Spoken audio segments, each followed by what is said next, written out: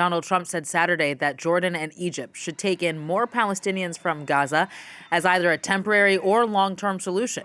The U.S. president floating that idea after describing the Gaza Strip as a, quote, demolition site after Israel's 15-month military operation there, suggesting that his plan would be to, quote, clean out the territory. Though Benjamin Netanyahu still has not commented on that proposal, the far right welcomed his comments as a great idea. Hamas, for its part, slammed the plan, saying that it would amount to war crimes. Take a listen to a reaction from Gazans.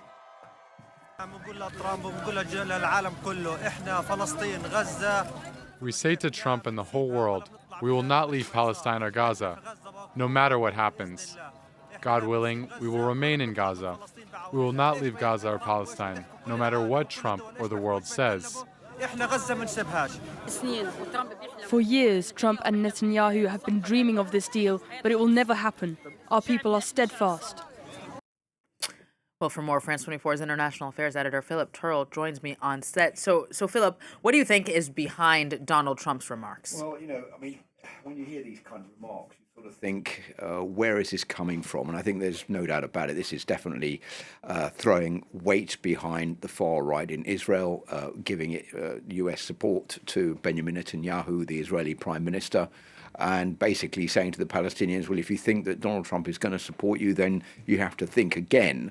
Remember that back in the last Trump administration, there was this great plan, the plan of the century for peace in the Middle East, basically saying that Jerusalem was going to be the undivided capital of Israel, and that there would be a green light for annexing vast parts of the West Bank in favor of Israel as well. That was the plan put forward by Jared Kushner. The problem here is that if Donald Trump persists in this decision to go ahead with trying to pull the Palestinians out of the Gaza Strip and send them into Egypt and Jordan, this is putting a lot of pressure on both of those countries, and there are two possible outcomes.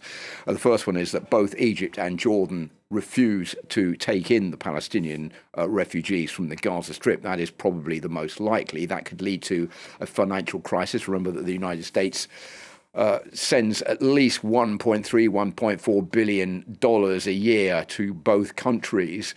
They could put pressure on them saying, we're going to withdraw our funding if you don't take in these Palestinian refugees. It will lead to a much wider crisis in the Middle East, because that funding then could be taken over by, for example, countries in the Gulf, and even Iran could see this as a way of fighting back against its position as being in the right against the United States and the United States' efforts to intervene in the Gaza conflict.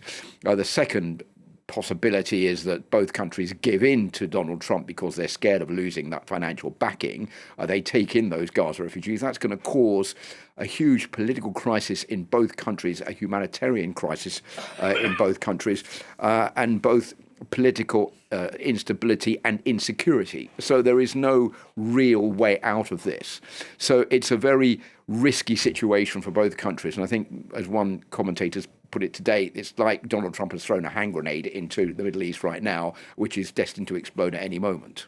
So Philip, where are these comments coming from then? Whether or not his idea is feasible, whether or not he was being serious or realistic, there is some background to those comments. Well, if you look back at Donald Trump's first mandate and what he was planning to do, I mentioned Jared Kushner, I mentioned the plan of the century. A year ago in February 2024, Jared Kushner gave a speech to Harvard University where he outlined exactly this policy, saying, what would be a good idea is to clean the Palestinians out of the Gaza Strip so that we can rebuild it. Think of the value of the properties on the seafront in the Gaza Strip, how much that would be worth, how that could be turned into an idyllic area. For example, there could be a Trump hotel built there. So this is where it's coming from. It's nothing to do really with the Palestinians. It's like, get the Palestinians out and then we can make this into a much better area. And then maybe they'd be allowed to come back in. And he was asked during that interview, do you think that the Palestinians would be allowed back in by the Israeli Prime Minister Benjamin Netanyahu? The answer to that was maybe. And do you think it would be a good idea to have a two-state solution in the Middle East? He said no, it certainly would not be a good idea. So I think you don't have to look very far to see where Donald Trump is coming from with these remarks that we've seen. But this is more than likely to upset the situation much more than it is to bring any kind of long-term solution to the problems of the Middle East. Remember, this is really between Israel and the Palestinians. This is a political, this is an ideological, and this is a religious conflict that needs two leaders on both sides to sort it out. And that's, unfortunately, at the moment, those two leaders don't exist. In any case, those comments in the meantime certainly won't do much to make a political solution likely. Philip Turle, thank you very much.